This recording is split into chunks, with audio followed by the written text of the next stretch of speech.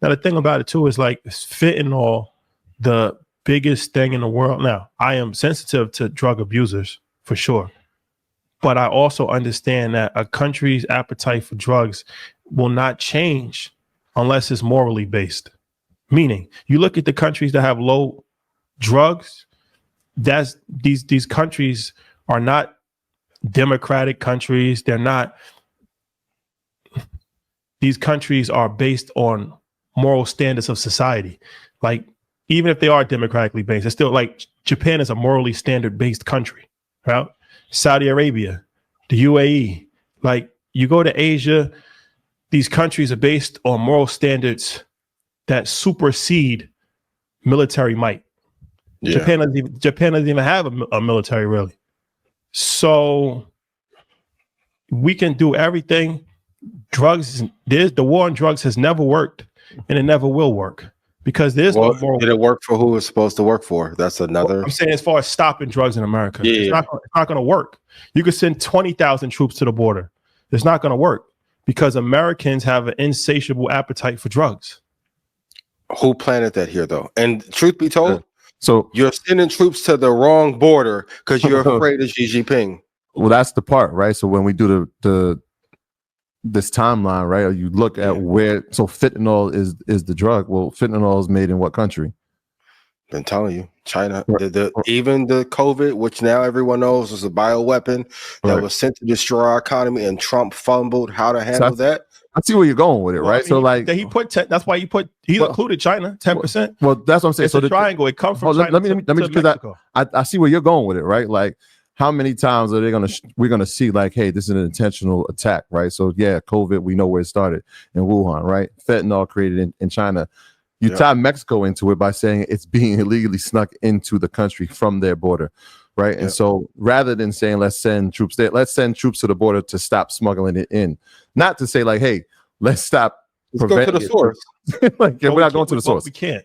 We don't have a border with China. Well, that's true. No, I'm saying not send them to the border. We won't go to war with them because we're afraid. No, but I'm saying he's putting tariffs on China, and part of that is that they have to try to stop the export. And they said that they've already done a lot to try to stop the export. But what I'm saying is this: a war on drugs is not going to work because a war, as long as people want drugs, they're going to get it. And a society that has no normal social equity as far as what we have standards. You've seen somebody, we got all kinds of degradation in this society that other countries don't have, that we've normalized. So we've degraded our moral compass so low as a country. Of course, we always gonna have a drug problem. Like, it's normalized. So you go to these other countries, you see that they don't have drugs. There's no drugs in Singapore. Like, that ain't gonna be like, oh, yeah, of course you might have one or two people that can get whatever, a pill here, some weed here, but as a whole, there's no drugs in Singapore. There's really no drugs in Japan. Like, I seen Jim Jones. He said he was sober for the first time in 30 years when he was in Tokyo. There's no the drugs are planted here, though. But what I'm saying is that there's drugs planted in other places, but the society has not normalized it. So what I'm saying, all I'm saying is that I'm not against what Trump is doing. I just don't think it's going to work. Yeah, I agree, because we won't go to the source. Like, China is investing into the port of Manzanillo. Nobody's talking about it.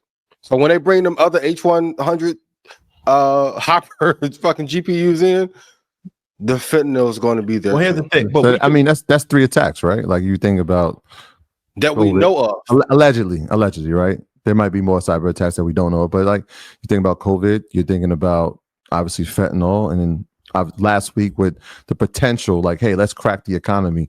AI, they're going to win this race. Now, here, let's crack this economy. We have something that's going to change everything, right? We're going to do this. We're going to do this more efficiently. Yeah. There's a pattern here. Well, the problem is that we can't live without China. China can live without us. And even if go back to the leverage, if you look at the apps, there is no Twitter in China. No, there's no Instagram in China. There's no Meta in China. There's no Facebook in China. When we lost TikTok, people was calling 911 for medical emergencies. Leverage. We can't, but it also goes back to the social construct of the country. They've built their country to be self-sufficient. They built their country from a standpoint of China first, really China. We say American first and it doesn't mean anything because everything that we do is American last. They've built themselves through a communist construct that is China versus the world. They understand that. They are self-sufficient people. They fall in line. They respect leadership. These are all things that are, you can't change that with just money. That got to be in you as a people. Yeah. Right? As a society. Yeah. So it's like when he's saying like it's short-term pain, people don't want to hear that. They want TikTok. They don't care about they're taking all your information, they're reading your eyeballs, they're doing this. This is harmful to our country. Data. I want to see people twerking on TikTok. That's more important to me. But that can be a concerted effort too. The argument can be made that that's been done intentionally, right? Because the TikTok and the version that they have is completely different than the one that they've served to our people. It's a thing called accountability in life. I know that. I know. I said the argument can be made. If we're going to keep ducking accountability, we're never going to move forward. I'm not saying that. I'm saying that. Can we be accountable and talk about the politicians who have sold our country away in the 1960s, 70s, and 80s, and this is part of the reason of the degradation of our country? Yeah, it's like waterways, roads, bridges, infrastructure, even the Mexico argument. It's a lot of Mexican influence here, and a bunch of these cities and political ramps, and nobody wants to fucking talk about it. Who do you think's the biggest beneficiary of avocado sales going up and down the last 15 years? It ain't fucking Tostitos in Jersey. 91% of avocados come from Mexico. Sold. Yeah, 91%. Drop the Sinaloa. It's a lot. We've been infiltrated, yo. Like, I'm surprised this country, like, even for people to say, well, NVIDIA earnings determine the value and health of the stock market, tells you how we should not be dependent upon one country for all the gains or movement in the market. We've been infiltrated. But I agree on accountability. But the politicians who helped cause this problem are not talked about.